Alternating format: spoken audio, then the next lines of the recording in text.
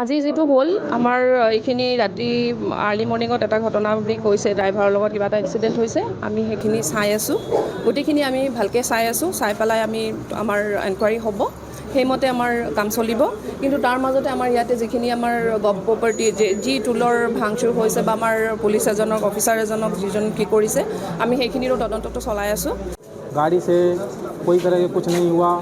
गाड़ी साइड गई, उस गाड़ी से हमारे ओवरलोड से कोई लेना देना नहीं है। वो गाड़ी हम लोग 15 नंबर गाड़ी है, ड्राइवर लोकल के हैं, लोकल के जब भी ड्राइवर आता है तब भी वही हाल, जब आएगा गाड़ी साइड में लगा के हम लोकल हैं भाई, लोकल नंबर नहीं एपी नंबर गाड़ी आंध्र प्रदेश के नंबर की गाड़ी है, उसको कैसे लोकल कहें क्या कहें।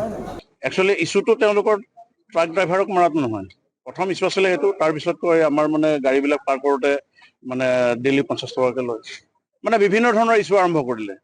কৰাৰ পিছতে আমি তথাপিও চবকে বুজাই কৰি ক'লোঁ যে ঠিক আছে যিটো মেইন ইছ্যু তোমালোকে কৈছিলা যে ট্ৰাক ড্ৰাইভাৰক মাৰপিট কৰিছে সেইটো আমি তোমালোকে কেছ দিয়া আৰু আমি একশ্যন ল'ম, 100% একশ্যন ল'ম, কাৰণ আমি পাব্লিকৰ কাৰণে আছোঁ। গতিকে ইছ্যুটো তেওঁলোকৰ বেলেগ আছে কিন্তু বাহিৰত ট্ৰাক ড্ৰাইভাৰক মানে মাৰপিট কৰিছে বুলি কৈ এনেকুৱা কৰিলে